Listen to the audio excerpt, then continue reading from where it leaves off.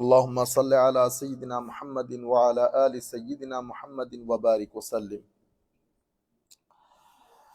قال الله سبحانه وتعالى: والفجر وليال عشر صدق الله مولانا العظيم. সম্মানিত মুসল্লিয়ানে কেরাম, দূর দূরান্ত থেকে যারা আমাদের সাথে যুক্ত হয়েছেন অথবা আমাদের আজকের এই দর্স পরবর্তীতে শুনবেন, আমরা সকলের প্রতি আন্তরিক মুবারকবাদ, ধন্যবাদ এবং সশ্রদ্ধ সালাম জ্ঞাপন করছি। আসসালামু আলাইকুম ওয়া রাহমাতুল্লাহি তাআলা ওয়া বারাকাতুহু। আমরা আজকে জিলহজের প্রথম 10 দিন, তোর মধ্যে আমরা 2-3 দিন অতিবাহিত হয়ে গেছে, তো কিছু গুরুত্বপূর্ণ বিষয় আছে। আমরা চিন্তা করলাম যে আজকের দর্সটা আমরা ওই বিষয়ক বলি, যেন আমরা কিছু জিনিস জানতে পারি। স্পেশালি আমাদের অনেক ভাইদের অনুরোধ ছিল আমরা আজকের দর্স আমাদের কিতাব থেকে না দিয়ে যদি আমরা প্রথম 10 দিন বিষয়ক, ঈদ বিষয়ক, ইয়মে আরাফা বিষয়ক যদি আমরা কিছু কথা বলি। পবিত্র কোরআনে সূরা ফজরের 1 থেকে 3 নম্বর আয়াতে আল্লাহ রাব্বুল আলামিন ইরশাদ করেন, ওয়াল ফজর, আমরা ইতিপূর্বে পড়েছি সেটা, ওয়ালায়ালিন আশর। আল্লাহ রাব্বুল আলামিন ফজরের শপথ করে এখানে 10টা রাতের শপথ করেছেন, ওয়ালায়ালিন আশর। হযরতে আব্দুল্লাহ ইবনে আব্বাস এবং আব্দুল্লাহ ইবনে জুবাইর রাদিয়াল্লাহু তাআলা আনহু, মুজাহিদ সহ সলফে সালেহিনে উম্মত, পূর্বাপর সমস্ত উলামা মাশায়েখ, ওনাদের অভিমত হচ্ছে এই আয়াতের মধ্যে যেই 10 রাতের কথা আল্লাহ বলেছেন সেটা দিয়ে জিলহজ মাসের প্রথম 10 রাত উদ্দেশ্য। জিলহজ মাসের প্রথম 10 রাত উদ্দেশ্য। ইমাম ইবনে কাসির রহমতুল্লাহ আলাইহি পবিত্র কোরআনের এই আয়াতের ব্যাখ্যা করতে গিয়ে তফসির করেন এবং এটাকেই বলেন সবচেয়ে শুদ্ধ এবং সহি তফসির। এবং এই যে জিলহজ মাসের প্রথম 10 রাত 10 দিন, এটা হাদিসে পাকের আলোকেও আমার নবী সাল্লাল্লাহু আলাইহি ওয়াসাল্লাম এটার যে ফজিলত বর্ণনা করেছেন, এই থেকে উলামায়ে কেরামের এই অভিমতটা আরো স্পষ্ট হয়ে যায়। হযরতে আব্দুল্লাহ ইবনে আব্বাস রাদিয়াল্লাহু তাআলা আনহুর একটা রিওয়ায়াত, যেটা ইমাম তিরমিজিও এনেছেন এবং মূল হাদিস ইমাম বুখারী শরীফের মধ্যে বর্ণনা করেছেন। সেটা কি? আমার নবী সাল্লাল্লাহু আলাইহি ওয়াসাল্লাম ইরশাদ করেছেন, আমরা যখন সাল্লাল্লাহু আলাইহি ওয়াসাল্লাম বলবো আপনারা অবশ্যই বলবেন সাল্লাল্লাহু আলাইহি ওয়াসাল্লাম। মা মিন আইয়ামিল আমল আস-সালিহ ফিহিন্না আহাব্বু ইলাল্লাহি মিন হাযিহিল আইয়াম আল আশর। আমরা বিভিন্ন দিনে যে আমলগুলা করি, হাদিসে পাকের মধ্যে আমার নবী সাল্লাল্লাহু আলাইহি ওয়াসাল্লাম বলছেন, এই দিনের এই যে আমলে সালেহ পুণ্যের কাজগুলা করি, তার মধ্যে সবচেয়ে উত্তম দিন হচ্ছে জিলহজের প্রথম 10 দিন। আমার নবী সাল্লাল্লাহু আলাইহি ওয়াসাল্লাম বলছেন, বনি আদম যে দিনগুলাতে নেক কাজ করে, ভালো কাজ করে, আমলে সালেহ করে, তার মধ্যে সবচেয়ে উত্তম হচ্ছে জিলহজ মাসের প্রথম 10 দিন। এই কথা বলার পরে সাহাবায়ে কেরাম আমার নবীর দরবারে আরজ করলেন, ফাকালু ইয়া রাসূলুল্লাহ সাল্লাল্লাহু আলাইহি ওয়াসাল্লাম ওয়ালাল জিহাদ ফি সাবিলিল্লাহ। হুজুর, এই 10 দিনের যে ইবাদত, এটা কি আল্লাহর রাস্তায় জিহাদের চেয়ে উত্তম? আমার নবী বলতেছেন, হ্যাঁ, জিহাদের চেয়ে উত্তম। তাইলে অসম্ভব গুরুত্বপূর্ণ কিছু দিন আমাদের দিকে চলে যাচ্ছে এবং আল্লাহ রাব্বুল আলামিন ভালো জানেন আগামী বছর আমরা আমাদের মধ্যে কে পাবেন আর কে পাবো না। যদি আমরা কনফার্ম থাকি যে আমরা অবশ্যই পাবো, আসলে ঘটনা সেরকম না। তাহলে আমার নবী বলছেন, এটা খুব, আমি জানি না আমি আপনাদেরকে বুঝাইতে পারতেছি কিনা, 365 দিন বছরের এই টোটাল দিবসের মধ্যে বনি আদম নেক আমল করে দিন সমূহে সবচেয়ে উত্তম দিন হচ্ছে, অর্থাৎ 365 দিনের সবচেয়ে উত্তম দিন হচ্ছে জিলহজের প্রথম 10 দিন। এর পরবর্তীতে অন্য রিওয়ায়াতের মধ্যে আমার নবী ইরশাদ করছেন, ইমাম আহমদ ইবনে হাম্বল উনি মুসনাদের মধ্যে এগুলা বর্ণনা করেছেন। এই হাদিসটা কি? এটা আব্দুল্লাহ ইবনে ওমর রাদিয়াল্লাহু তাআলা আনহু কর্তৃক বর্ণিত। মা মিন আইয়াম আযমু ইনদাল্লাহি ওয়ালা আহাব ইলাইহি মিনাল আমালি ফিহিন্না মিন হাযিহিল আশর। ও আল্লাহর দরবারে সবচেয়ে গুরুত্বপূর্ণ সবচেয়ে বড় বড় দিন, গ্রেট, এবং সবচেয়ে মহব্বতের হচ্ছে এই 10 দিনের আমল। এই 10 দিনের আমল, এই 10 দিনের আমল আল্লাহর দরবারে সবচেয়ে বেশি গুরুত্বপূর্ণ এবং সবচেয়ে বেশি মহব্বতের। জিলহজের প্রথম 10 দিন আমাদের দেশে সেই অর্থে রেওয়াজ নাই। আমার নবী এরপরে বলছেন ফাআকসিরু ফীহিন্না মিনাত তাহলিলে ওয়াত তাকবীরে ওয়াত তাহমিদ। সুতরাং তোমাদের উচিত হবে এই দিনগুলাতে আল্লাহ রাব্বুল আলামিনের বরত্বের বর্ণনা দেওয়া, সুবহানাল্লাহ ওয়ালহামদুলিল্লাহ ওয়ালা ইলাহা ইল্লাল্লাহু আল্লাহু আকবার, এই জিকিরগুলো বেশি বেশি করে উচ্চারণ করা তোমাদের জন্য উচিত, তোমাদের উচিত। এই ক্ষেত্রে আমি গুরুত্বপূর্ণ একটা মাসআলা বলে রাখতে হয়। তা আমার নবী বলেছেন যে এই 10 দিনে আমরা কি করব? তাকবীরে তাশরিক করব। তাকবীরে তাশরিক আপনারা জানেন, আল্লাহু আকবার বলেন সবাই, আল্লাহু আকবার, আল্লাহু আকবার, লা ইলাহা ইল্লাল্লাহু, আল্লাহু আকবার, আল্লাহু আকবার, ওয়ালিল্লাহিল হামদ। এমনিতে আমরা পড়ি আল্লাহু আল্লাহু লা ইলাহা ইল্লাল্লাহু, আল্লাহু আকবার, এরকম পড়িয়েন না। সুর দিয়ে সুন্দর করে পড়বেন, এটা ভিতরে একটা আঘাত করবে, একটা ফিলিংস তৈরি হবে। আরেকবার পড়ি, আল্লাহু আকবার, আল্লাহু আকবার, লা ইলাহা ইল্লাল্লাহু, আল্লাহু আকবার, আল্লাহু আকবার, ওয়ালিল্লাহিল হামদ, আল্লাহু আকবার কাবীরা, ওয়ালহামদুলিল্লাহি কাসীরা, ওয়া সুবহানাল্লাহি বুকরাতাও ওয়া আসীলা। তাকবীরে তাশরিক। তো আমার নবী সাল্লাল্লাহু আলাইহি ওয়াসাল্লাম বলেছেন প্রথম 10 দিন যেন আমরা বেশি বেশি করি। তো তাকবীরে তাশরিক তো ঈদুল আদহার যে তাকবীর কয়টা? 2 প্রকার। কয় প্রকার? 2। একটাকে বলে মুতলাক, একটাকে বলে মুকাইয়াদ। মুতলাক মানে জেনারেল, যে কোনো সময় পড়তে পারবেন। মুকাইয়াদ মানে স্পেসিফিক। তাইলে রমজান জিলহজের প্রথম 10 দিন আমরা এই তাকবীরটা যেখানে যেখানে যাব, উঠতে বসতে বা যেখানে যাব, আমরা এটা জারি রাখবো। আল্লাহু আকবার, আল্লাহু আকবার, লা ইলাহা ইল্লাল্লাহ, আল্লাহু আকবার, ওয়ালিল্লাহিল হামদ। এটা আমাদের হাজী সাহেবান যারা হজের মধ্যে আছে এদের সাথে একটা কি হবে? কমেমোরেশন হবে, কানেকশন হবে। তো আল্লাহ তাদেরকে যে সওয়াব দেবেন সেই সওয়াব আল্লাহ আমাদেরকেও দান করবেন। এটা হচ্ছে জেনারেল, এটাকে বলে তাকবীরে মুতলাক। তাকবীরে মুতলাক জেনারেল তাকবীর।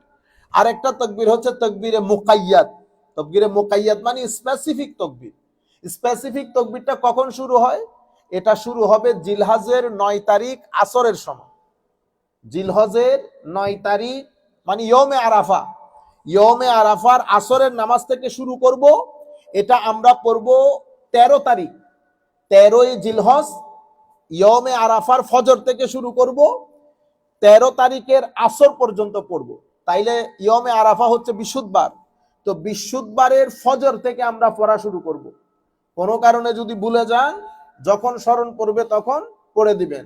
ইমাম সাহেবও অনেক সময় ভুলে যান। আপনারা যার স্মরণ থাকবে সাথে সাথে উচ্চ আওয়াজে পড়বেন, মুসল্লিদের স্মরণ এসে যাবে। তাইলে আপনারা এই জিনিসটা একটু ভালো করে রপ্ত করে নেন। তাইলে ঈদুল আদহাকে ঘিরে আমরা যে তাকবীর পড়ি সেটা 2 প্রকার, 2 ধরনের। একটা জেনারেল মুতলাক আর একটা মুকাইয়াদ স্পেসিফিক। জেনারেলটা আমরা প্রথম জিলহজ থেকে 10 জিলহজ ঈদ পর্যন্ত যেখানে যাই আমরা এটা জারি রাখবো। আল্লাহু আকবার, আল্লাহু আকবার, লা ইলাহা ইল্লাল্লাহু, আল্লাহু আকবার, সুবহানাল্লাহ, আলহামদুলিল্লাহ, এগুলা পড়বেন। আর মুকাইয়াদ যেটা স্পেসিফিক সেটা 9 জিলহজ ইয়মে আরাফার দিন ফজরের নামাজের পর থেকে শুরু করব, 13ই জিলহজ আসরের নামাজের পরে শেষ করব।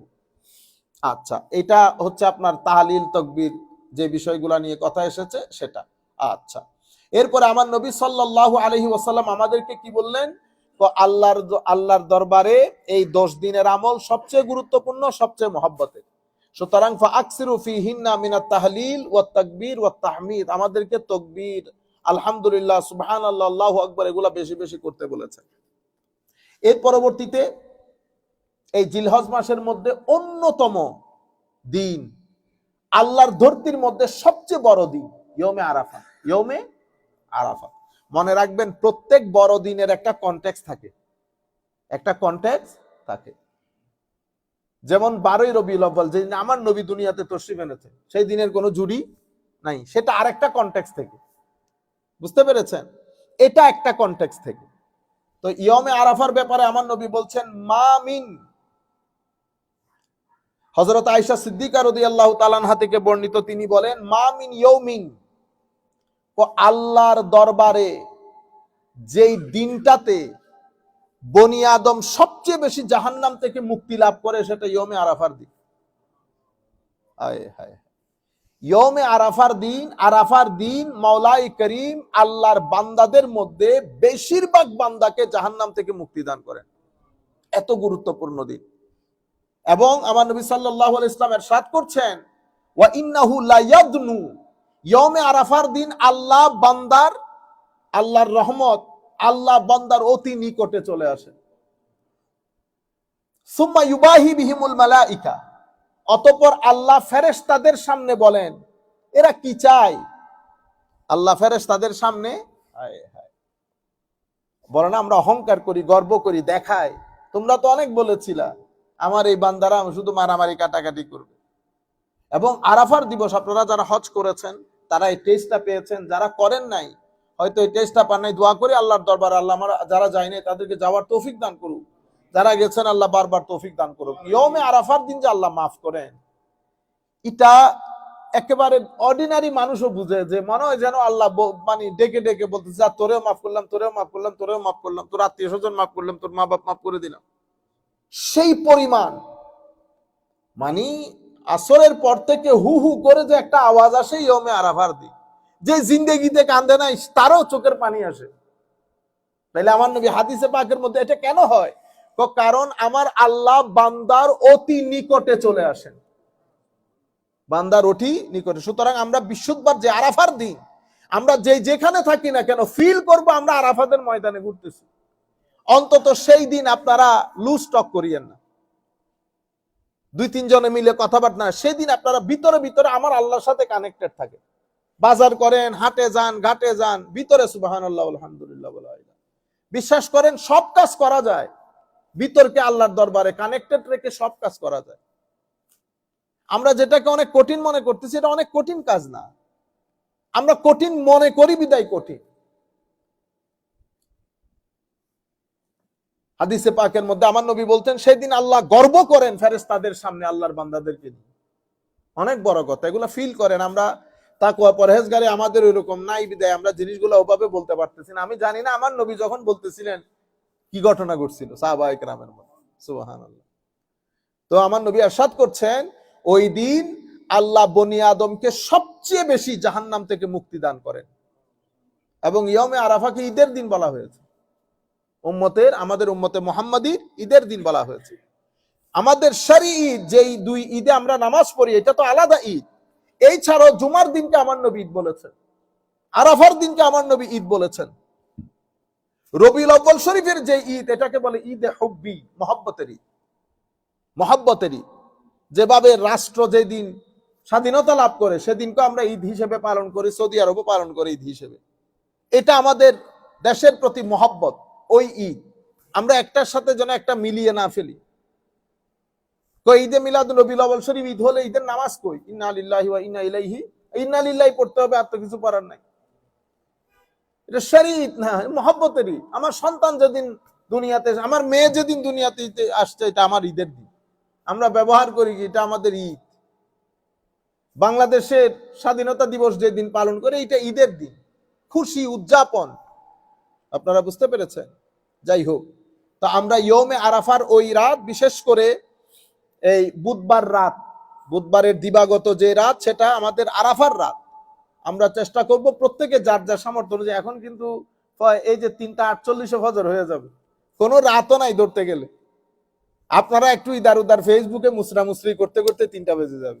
সুতরাং প্রত্যেকে চেষ্টা করবেন 1টা থেকে 3টা পর্যন্ত একটু জিকির আজকার কোরআনে পাকের তিলাওয়াত ফিল করেন, ওইটা ভালো লাগবে অনেক। আমার আল্লাহ আমাদের সবাইকে তৌফিক দান করুক।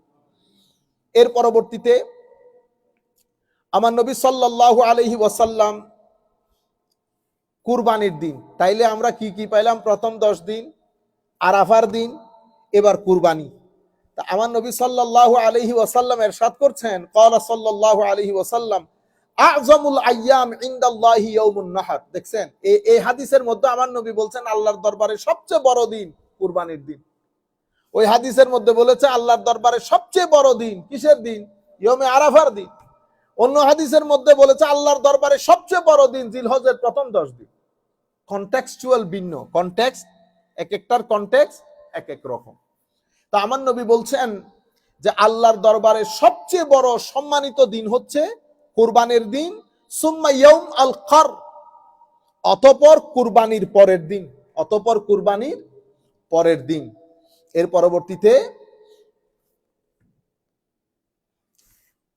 এই যে ইয়াউমুন নাহর কুরবানি, আমার নবী সাল্লাল্লাহু আলাইহি ওয়াসাল্লাম, এই জন্য আমাদেরকে যারা যেখান থেকে বসে শুনছেন, আমি আগে হাদিস শরীফটা পড়ি তারপর আপনাদেরকে বলি।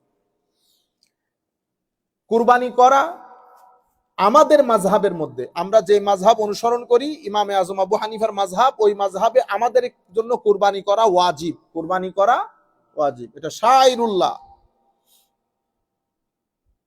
পবিত্র কোরআনে কিসের উপর উজুবটা হয়েছে? সূরা কাউসারে আমার আল্লাহ বলছেন ফাসাল্লি লিরাব্বিকা ওয়ানহার, অতঃপর তোমরা নামাজ আদায় করো আল্লাহর জন্য, ওয়ানহার এবং কুরবানি করো। এটা থেকে ইমামে আযম আবু হানিফা রাদিয়াল্লাহু তাআলা আনহুর মাযহাবের মধ্যে মাসালা ডিরাইভ করা হয়েছে কুরবানির হুকুম হচ্ছে উজুব, ওয়াজিব, এটা ওয়াজিব। এর পরবর্তীতে আমার নবী সাল্লাল্লাহু আলাইহি ওয়াসাল্লামের হাদিসে পাক দেখেন, হাদিসে পাক হচ্ছে হযরত আয়েশা সিদ্দিকা রাদিয়াল্লাহু তাআলা আনহাকে আমার নবী বলছেন আন্না রাসূলুল্লাহ সাল্লাল্লাহু আলাইহি ওয়াসাল্লাম আমারা বিকাবাশিন আকরান। হায় হায়, আমার নবী হযরত আয়েশা সিদ্দিকাকে বলছেন, আয়েশা ওই শিংআলা ছাগলটাকে নিয়ে আসো। হায় হায়, তো ছাগলটার হাদিসে পাকের মধ্যে হায় হায় আবার ওই ছাগলের কালার বর্ণনা দিছে, চোখের দিক থেকে কালো, পাটা কালো, হাঁটু পর্যন্ত কালো। আচ্ছা, এরপরে কি? ইয়াতাউ ফি সাওয়াত ওয়া ইয়াবরুগু ফি সাওয়াত ওয়া ইয়ানজুরু ফি সাওয়াত ফাউতিয়া বিহ লিইউদাহিয়া বিহ। আমার নবীর দরবারে ওই ছাগল পেশ করা হলো, আমার নবী কুরবানি করবেন ওইটা দিয়ে। আচ্ছা, ফাকালা লাহা ইয়া আয়েশা হালুম্মি আল মুদিয়া, আয়েশা আমার ছুরিটা নাও, আমার ছুরিটা দাও।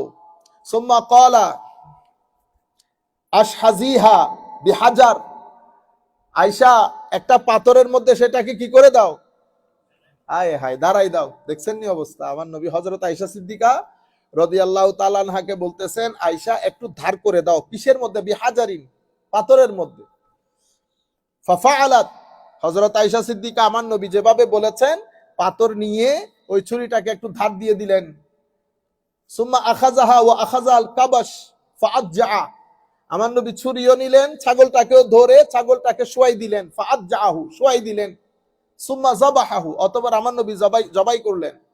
সুম্মা ক্বাল বিসমিল্লাহ আল্লাহুম্মা তাকাব্বাল মিন মুহাম্মাদিন ওয়া আলি মুহাম্মাদিন ওয়া মিন উম্মতি মুহাম্মাদিন সাল্লাল্লাহু তাআলা আলাইহি ওয়াসাল্লাম সুম্মা দাহাবে। আমার নবী সাল্লাল্লাহু আলাইহি ওয়াসাল্লাম হায় হায় বললেন, আমি আল্লাহর নামে জবাই করলাম, আল্লাহ আমার এই কুরবানি আমার পক্ষ থেকে, আমার পরিবারের পক্ষ থেকে এবং আমার উম্মতের পক্ষ থেকে কবুল করো। দেখছেন? তাইলে উম্মত হিসেবে আমাদের দায়িত্ব, যাদের এবিলিটি আছে অবশ্যই আমরা কুরবানি আমার নবীর নামে দিব। আমার নবী যেহেতু আমার নবীর কুরবানিতে আমাদেরকে শরীক করেছেন, আমরাও আমাদের এবিলিটি অনুযায়ী যার যার এবিলিটি আছে আমরা আমার নবীর নামে কুরবানি দেব। আমি আমাদের উস্তাদদের মধ্যে এমন উস্তাদও চিনি, এখন এগুলো আপনি শরীয়তের মারপ্যাচের মধ্যে ফেললে স্বাভাবিকভাবে আপনার কাছে মনে হবে নাজায়েজ কাজ। উনি আমাকে বলতেছেন, বেটা আমি আমার ফরজ হজ আমার নবীর নামে করেছি। তো বেটা তোমার কাছে, তোমাদের কাছে ঠিক আছে, তোমাদের কাছে আমি দোষী বলতেছে, আমি বুঝানোর জন্য বলতেছি, আমার জীবনে কুরবানি থেকে শুরু করে গরু কুরবানি, ছাগল কুরবানি, হজ, উমরা সবকিছু আমার নবীর নামে, আমার নামে কিছু করি নাই। তো এখন তুমি যদি আমাকে জিজ্ঞেস করো তো আপনার তো হজ হয় নাই, আমি বলবো হ্যাঁ আমার ফরজ হজ হয় নাই। মহব্বতের কোনো দলিল নাই। হায় হায়, তাইলে আমার নবী সাল্লাল্লাহু আলাইহি ওয়াসাল্লাম উম্মতে, এটা ইমাম মুসলিম শরীফের মধ্যে রওয়ায়াত করেছেন, আমার নবী সাল্লাল্লাহু আলাইহি ওয়াসাল্লাম আল্লাহর নাম নিয়ে জবাই করার পরে বলেছেন, আল্লাহুম্মা তাকাব্বাল মিন মুহাম্মাদিন ওয়া আলি মুহাম্মাদিন ওয়া মিন উম্মতি মুহাম্মাদিন সাল্লাল্লাহু আলাইহি ওয়াসাল্লাম। আল্লাহ আমার এই কুরবানি আমার পক্ষ থেকে, আমার পরিবারের পক্ষ থেকে এবং আমার আলের পক্ষ থেকে কবুল করুন। এবং হযরতে হাফসা রাদিয়াল্লাহু তাআলা আনহা বলছেন, আপনারা জানেন হযরতে হাফসা উম্মুল মুমিনিন, আমার নবীর স্ত্রী, আমাদের আম্মা জান। হযরত আয়েশা হযরত আবু বকর সিদ্দিকের বেটি এবং হযরতে হাফসা হযরতে ফারুক আজমের কন্যা। ফারুক আজমের কন্যা। ফারুক আজম রাদিয়াল্লাহু তাআলা আনহু হযরত হাফসার পূর্ববর্তী স্বামী যখন শহীদ হয়েছেন কোন এক যুদ্ধে, ফারুক আজম, হাফসা রাদিয়াল্লাহু তাআলা আনহার তো অনেক বয়স হয়ে যায় নাই, হায় হায়, ফারুক আজম একবার আবু বকরের কাছে যায়, একবার আয়েশার কাছে যায়, একবার উসমানের কাছে গেছে একটু বিয়ে করার জন্য। বাপ তো, বাপের ঘুম থাকে, প্রত্যেক বাপ এক রকমের।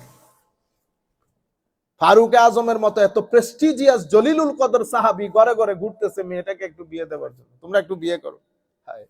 আমার নবীর দরবারে এসে দুঃখ করে, আমার নবী তো চেহারা দেখে বুঝে ফেলছে, তো বলতেছি ইয়া রাসূলুল্লাহ, হাফসার জন্য তো অনেক স্বামী খুঁজছি, কেউ তো বিয়ে করতেছে না। শেষে উসমানের কাছে গেছি, উসমান বলতেছে আমার এখন বিয়ে করা ওই অবস্থানের মধ্যে আমি নাই।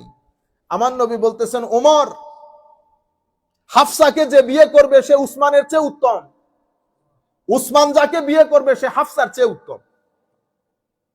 ফারুক আজম বুঝে, প্রথমটা বুঝছে, উসমান যাকে বিয়ে করবে সেটা হাফসার চেয়ে উত্তম, আর হাফসাকে যে বিয়ে করবে সে উমরের চেয়ে উত্তম। ফারুক আজমের মুখে হাসি, মানে বুঝাইতে চাইছে উমর, ল হাফসাকে আমি বিয়ে করব,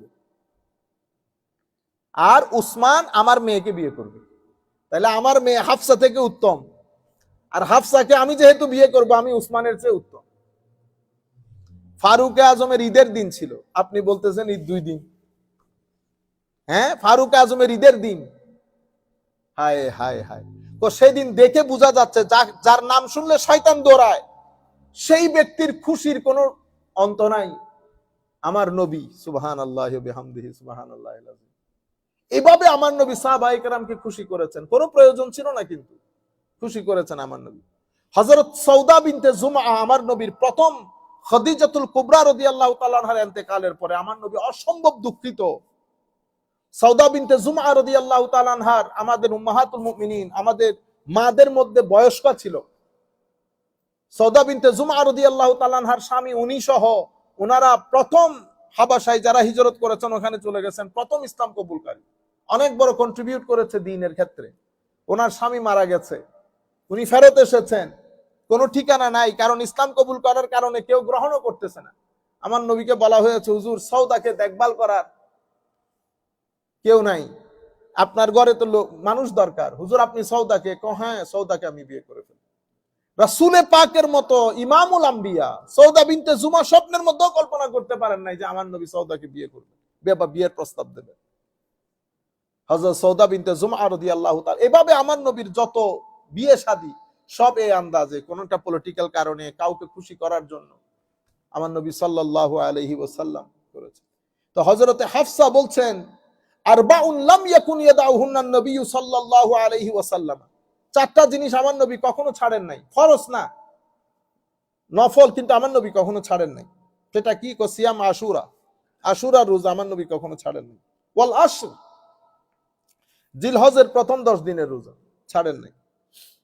ওয়া সালাস আইয়াম মিন কুল্লি শাহর, প্রত্যেক মাসের যে 3 রোজা ইয়ামে বীজ বলি ওই রোজা আমার নবী কখনো ছাড়েন নাই। এবং ওয়ার রাকাতাইন ক্বাবলাল গাদাত, ফজরের প্রথম 2 রাকাত সুন্নাহ আমার নবী কখনো ছাড়েন নাই। এর পরবর্তীতে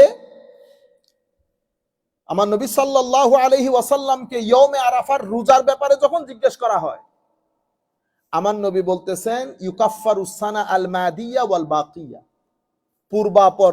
পূর্বের 1 বছর পরের 1 বছরের গুনাহ ক্ষমা করে দেন আমার আল্লাহ আরাফার দিন রোজার মাধ্যমে। তাইলে আমরা চেষ্টা করব প্রত্যেকেই বৃহস্পতিবারে রোজা রাখার জন্য, বৃহস্পতিবারে রোজা রাখার জন্য। আর কেউ যদি সম্ভব হয় তাহলে আমরা আর আগামী 3 দিন, কাল পরশু অতঃপর থার্সডে করবেন, আর যদি সম্ভব না হয় তাহলে আরাফার রোজাটা একটু রাখার চেষ্টা করবেন। এবং এই 10 দিন আমাদের দেশে সেই অর্থে আমাদের মুরব্বী, আমাদের উলামায়ে কেরামের মধ্যে আমরা পেয়েছি, কিন্তু আমাদের দেশে সেই অর্থে এই 10 দিনকে তেমন একটা গুরুত্ব দেওয়া হয় না। কিন্তু এটা হাদিসে পাকের আলোকে এই জন্য আমি চিন্তা করেছি হাদিস শরীফগুলো অন্তত আপনাদেরকে পড়ে শোনাই, যাতে আপনাদের ভিতরে একটা আন্ডারস্ট্যান্ডিং ডেভেলপ করে। আর আমাদের হানিফ ভাইয়ের একটা প্রশ্ন ছিল যে যদি শুক্রবারে ঈদের দিন হয়, শুক্রবারে ঈদের দিন হয় তো জুমার নামাজ পড়তে হবে কি? এখানে এখন নতুন নতুন কিছু এই কি বলবো, আমাদের এক উস্তাদ একটা বলছিল, ও আচ্ছা মনে পড়ছে, ও কিশোর গ্যাং বেড়ে গেছে। কি গ্যাং? কিশোর গ্যাং। কিশোর গ্যাং মানে কিশোর গ্যাং এর কথা বলতেছে না, আমাদের কথা বলতেছে। ফেসবুক ইউটিউবের মধ্যে কিশোর মৌলবী বেড়ে গেছে, কিশোর গ্যাং বেড়ে গেছে। হ্যাঁ, এদের জ্বালায় ফেকা ফতোয়া বুঝে না, আগা মাথা কোনো কিছু নাই। না পড়তে পারলে আরো ভালো, না পড়তে পারলে আরে ভালো না। ঈদের নামাজ এক জিনিস, জুমার জামাত আর এক জিনিস। ঈদের জামাতের সময় ঈদের জামাত হবে, আর জুমার জামাতের সময় জুমার জামাত হবে। আমি একটা বিষয় আপনাদেরকে বলি, অসংখ্য হাদিস শরীফ আছে যে হাদিস শরীফগুলোর উপর আমল হয় না, যে হাদিস শরীফগুলোর উপর আমল হয়। একটা সময় অ্যাক্টিভ ছিল, কিন্তু পরবর্তীতে সেগুলো আর অ্যাক্টিভ নাই। সেই কারণে ইভেন ইমাম বুখারী রহমতুল্লাহি আলাই, এগুলা হচ্ছে এজমাই উম্মত, মানে উম্মতের এজমা, ঐক্যমত্য, পূর্বাপর সমস্ত উম্মত একমত। ইমাম বুখারী রহমতুল্লাহ আলাই 2 লাখ হাদিস জানতেন। প্রথমে তো 6 লাখ হাদিস সংগ্রহ করেছেন, 6 লক্ষ, এবং 1 লক্ষ সহিহ হাদিস ছিল ওনার কাছে। কয় লাখ? 1 লাখ সহিহ হাদিস ছিল। এই সহিহ হাদিসগুলোর মধ্যে ইমাম বুখারী বলছেন, আমি সামান্য সংখ্যক হাদিস এই বুখারী শরীফের মধ্যে ঢুকাই, এটার কলেবর বড় হয়ে যাবে এই ভয়ে, মানুষ পড়বে না। তাইলে জানেন 1 লাখ ইনক্লুড, এটা আমি এই যে কথাটা বলেছি এটা এজমাই উম্মত এটার উপর। হেন কোন উলুমে হাদিসের কিতাব নাই মুকদ্দমা ইবনে সালাহ ইমাম শাহজুরির পর থেকে। অতঃপর ওইটার উপর এর পরবর্তীতে আমরা এলমুল হাদিস মাদ্রাসার ছাত্র যারা শুনতেছে দেখতেছে, আপনারা যদি উলুমে হাদিসের যান তো উলুমে হাদিসের এই মানে আমাদের হাদিসে পাকের মধ্যে বুখারী শরীফের অবস্থান যেমন, উলুমে হাদিসের ক্ষেত্রে ইমাম ইবনুস সালাহ শাহজুরির মুকদ্দমার অবস্থানও তেমন। এই মুকদ্দমাকে পরবর্তী মুহাদ্দিসিন কেউ এক্সপ্লেইন করেছে, কেউ এটার উপর সামারি লিখেছে, যা কিছু হয়েছে মুকদ্দমাকে ঘিরে, মেথোডোলজি মুকদ্দমার। এর পরবর্তীতে ইমাম নববী এসে এই পুরা মেথড তাকে ইমাম নববী ভঙ্গ করেন। ইমাম নববী আরেকটা কিতাব লেখেন, এবং সমস্ত উলুমে হাদিসের আইমায়ে কেরাম ইমাম বুখারীর এই কথাটা নকল করেছেন। এই জন্য মুহাদ্দিসিনে কেরাম বলেছেন এটা এজমাই উম্মত সাধিত হয়েছে এই কথার উপর। সেটা কি? ইমাম বুখারী 1 লক্ষ সহিহ হাদিস জানতেন, তোর মধ্যে কিছু সংখ্যক হাদিস উনি ওনার বুখারী শরীফের মধ্যে ঢুকিয়েছেন। যেমন আমার নবী, আমি জাস্ট আপনারা বুঝার জন্য বলছি, শুধু হাদিস শুনে দৌড় দিলে আপনি হবে না। সমস্ত হাদিস আমলযোগ্য না, আমলযোগ্য যেটা এটাকে আমরা বলি সুন্নাহ, এটাকে আমরা কি বলি? সুন্নাহ। যেমন আমার নবী সাল্লাল্লাহু আলাইহি ওয়াসাল্লাম ইরশাদ করেছেন যে আপনি যদি আগুনে পাকানো জিনিস খান তা আপনাকে কি করতে হবে? ওযু করতে হবে। এটা প্রথম যুগে ছিল। পরবর্তীতে আমার নবী এই হুকুমটাকে কি করেছেন? রহিত করেছেন, অ্যাব্রোগেট করেছেন। এখন এই যে অ্যাব্রোগেটেড হয়ে গেছে, এটা আমার মতো লোক জানবে, বুঝবে না। এই জন্য আল্লাহ রাব্বুল আলামিন ওগুলা বুঝার জন্য ওই মারেফত সম্পন্ন আলেম জমিনের মধ্যে আল্লাহ পাঠিয়েছেন, যারা আমাদের জন্য ওগুলা পরিষ্কার করে দিয়েছে। উটের গোশত খেলে কি হয়ে যায়? ওযু ভেঙে যায়। এই যে আমাদের গত হজের মধ্যে আমাদের এক ছেলে আসছে, তো তখন আমাদেরকে এক ভদ্রলোক একটু মেহমানদারি করেছে, উটের মাংস টাংস অনেক কিছু নিয়ে এসেছে, বিশাল বড় পার্টি। সে ওযু করবে কেন? উটের মাংস খেলে ওযু ভেঙে যায়, টাস টাস গুগল থেকে বেরও করে দিয়েছে। তো আমার আর কথা বলার দরকার আছে? আজীব মনে হয় যেন মানে জমিন মানে মনে হয় মাঝে মধ্যে আসমান ভাঙ্গা পড়ে না কেন। তা আল্লাহ বেটা এটা শুধু একটা লাইন যদি দেখে আপনি দৌড়াদৌড়ি করেন তাহলে তো হবে না। এটা অ্যাক্টিভ ছিল, পরবর্তীতে এই হুকুমটাকে আমার নবী অ্যাব্রোগেট করেছেন। এই যে হুকুমের বিষয়গুলোর জন্য আমরা তখন কি করি, ফুকাহায়ে কেরামের দরবারে আসি জিনিসগুলা জানার জন্য, ব্যাখ্যা টানার জন্য। যেমন আমার নবী সাল্লাল্লাহু আলাইহি ওয়াসাল্লাম আগে কবর জিয়ারত নিষেধ করেছেন, কবর জিয়ারতকে নিষেধ করেছেন। অতঃপর আমার নবী কবর জিয়ারতে যাচ্ছিলেন, আমার নবীকে জিজ্ঞেস করা হয়েছে, হুজুর আপনি না, নাহা রাসূল আপনি না কবর জিয়ারত নিষেধ করেছেন? কুনতু নাহাইতুকুম আন জিয়ারাতিল কুবুর, আমি কবর জিয়ারত নিষেধ করেছি একটা সময়। আলা ফাজুরুহা, আমার নবী বলতেছেন এখন থেকে কি করো, কবর জিয়ারত করো। যেই কারণে আমার নবী যে কনটেক্সটের কারণে নিষেধ করেছেন সেটা কি হয়ে গেছে, দূর হয়ে গেছে। কুরবানির গোশতের ব্যাপারে বলি, কুরবানির গোশত আমার নবী বলেছেন খাও, মানুষকে দিয়ে দাও, দ্বিতীয় দিন যেন না থাকে, দ্বিতীয় দিন যেন না থাকে। তার পরের বছর সাহাবায়ে কেরাম আমার নবী বলতেছেন খাও, রাখো, মানুষকে দাও, খাও, রাখো, মানুষকে দাও। ইয়া রাসূলুল্লাহ, গতবার যে নিষেধ করেছেন, গতবার দুর্ভিক্ষ ছিল, আমার গ্রাম অঞ্চলের সাহাবায়ে কেরাম ওদের খাদ্য ছিল না, আমি তোমাদেরকে রাখতে বললে ওরা খাদ্য পাইতো। তাইলে একটা কনটেক্সটের উপর, এগুলা বুখারী মুসলিমের মধ্যে আছে রিওয়ায়াতগুলা, একটা কনটেক্সটের উপরে ভিত্তি করে আমার নবী বলেছেন খবরদার গোশত রাখা যাবে না, খাবে এবং দিয়ে ফেলবে। পরবর্তী বছর বলতেছে খাও, রাখো, দাও। ইয়া রাসূলুল্লাহ, গত বছর নিষেধ করেছেন, গত বছর কি ছিল, দুর্ভিক্ষ ছিল, আমাদের মদিনা শরীফের আশপাশে দুর্ভিক্ষ দেখা দিয়েছে, সেই কারণে মানুষের মধ্যে খাদ্য সংকট ছিল, এই খাদ্য সংকট দূরীকরণে আমি নিষেধাজ্ঞা জারি করেছি, এখন আর নাই। আপনারা বুঝতে পেরেছেন? তাইলে সমস্ত হাদিস কখনো আমলযোগ্য হয় না, এটা কারা জানেন? এটা মুহাদ্দিসিনে কেরাম জানেন। তো ইমাম বুখারীরা কি করেছেন, হাদিসের মধ্যে দুই ধরনের হাদিসই নিয়ে এসেছেন। তো কেন এনেছে? আমি না আনলে তুমি মনে করতে আমি হাদিস পড়ি নাই, আমি তোমাকে বোঝানোর জন্য যে তুমি যেটা মনে করতেছে ইমাম বুখারী জানে এগুলা, কিন্তু আমল ওইটার উপর না, আমল ওইটার উপর না। সুতরাং আল্লাহ রাব্বুল আলামিন আমাদের হামি ও নাসির হোক। আমরা জুমার দিন ঈদও পড়বো, জুমাও পড়বো, ঈদও পড়বো, জুমাও পড়বো। আরেকটা গুরুত্বপূর্ণ বিষয়, একজন একটা প্রশ্ন পাঠিয়েছে, খুব ইন্টারেস্টিং প্রশ্ন পাঠিয়েছে, হুজুর এতগুলা মানুষ কুরবানি, এত কুরবানি না করে টাকাগুলো কোন স্কুলে দিয়ে দিলে অসুবিধা কি? ও আল্লাহ, আল্লাহ তুমি মাদ্রাসার ছাত্র, সে আল্লাহ তোমার যদি সাহস থাকে তুমি তোমার ক্লাসের মধ্যে হুজুরকে করে দেখিও, সে যে মাদ্রাসায় পড়ে ওখানে যারা পড়ায় তারা তো ওরে মেরে হাড্ডি গুড্ডি এক করে ফেলবে। হ্যাঁ, ইসলামী মার্কা প্রশ্ন। এই ঘটনাটা ঘটিয়েছেন আমাদের গতবারের আমার মনে 2-3 বছর আগে এক ভদ্রলোক, উনি বড় নেতা, ওনার কাছে মনে হয়েছে হজের পুরা এগুলা বলে ওয়েস্টিং অফ এনার্জি, মানে এগুলা কাজে না লাগিয়ে আপনি শুধুমাত্র ওখানে থেকে টাকাও খরচ, এনার্জিও লস, তখন আপনি দেশের ডেভেলপমেন্টের জন্য নাকি কাজ করতে পারতেন। তো এখন আমাদের ভাইয়েরা ওনারা মনে করেন যে একদিনে এতগুলা গরু জবাই না করে ওই টাকাগুলা যদি আমরা কোনো উন্নয়ন খাতে ব্যয় করি তাইলে তো অনেক এফেক্টিভ হবে, করতে পারতেন যদি এটা গরু ছাগলের দুনিয়া হতো। মানুষের দুনিয়াতে আপনি যেভাবে চিন্তা করছেন, মানুষের দুনিয়াতে অনেক জিনিস এভাবে হয় না। কেন?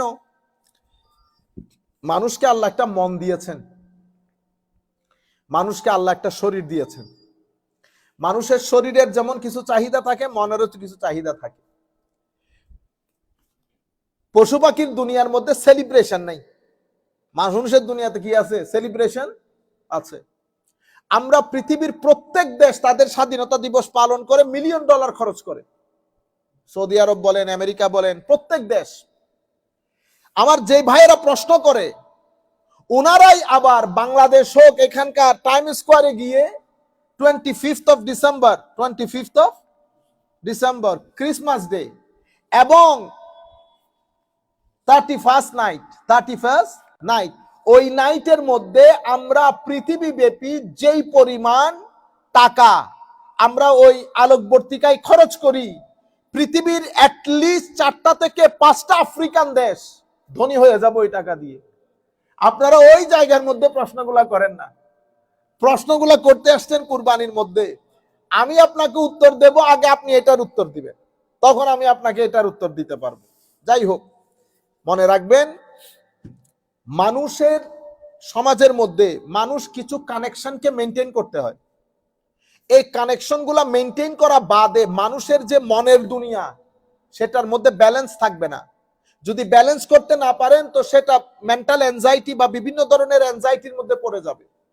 যেমন মানুষের সাথে একটা সম্পর্ক তার মা বাবার, এই কানেকশন, এই সম্পর্কের একটা ডিমান্ড আছে, সেই ডিমান্ড আপনাকে ফুলফিল করতে হয়।